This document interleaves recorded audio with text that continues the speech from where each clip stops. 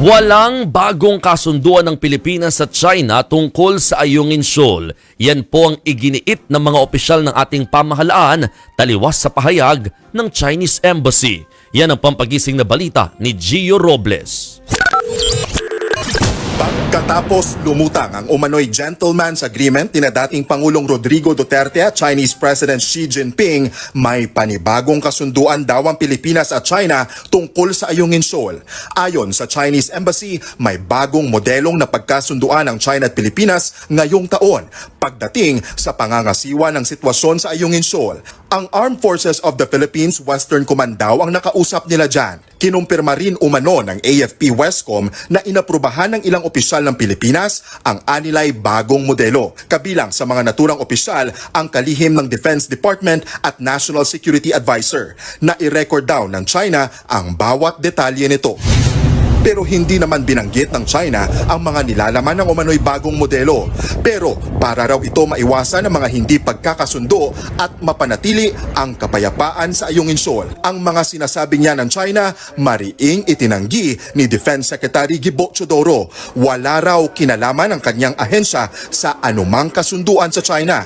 Giit ni Teodoro, mula nang mag-courtesy call si Chinese Ambassador Wang Xilian ilang araw matapos ang umupo bilang Defense Secretary noong July 2023, hindi na niya pinayagan ang anumang pakikipag-ugnayan ng DND sa Chinese Embassy. Sa naturang courtesy call, wala raw na pag-usapan kaugnay sa anumang gentleman's agreement o bagong modelo, taliwas sa sinasabi ngayon ng Chinese Embassy. Panibagong kasinungalingan lang daw ito para pagwatak-watakin ng mga Pilipino at malihis mula sa mga iligal na aksyon ng China sa ating exclusive economic zone.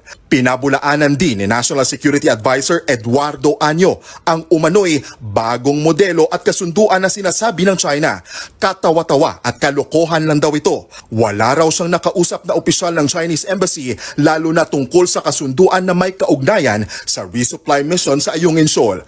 Malinaw daw na ito ay fake news at disinformation. Ito na raw ang huling pagkakataong magsasalita si Año tungkol sa issue. Nilinaw na rin naman daw noon ni Pangulong Bongbong Marcos na walang anumang kasunduan ang kasalukuyang administrasyon sa China. Niwala rin nga raw nabanggit ang dating administrasyon tungkol sa umano'y gentleman's agreement. Wala pa namang pahayag dito ang AFP Westcom. Para naman sa isang maritime law expert, panggagaslight ang ginagawa ng China sa issue sa agawan ng teritoryo. It's an incredible amount of diplomatic gaslighting.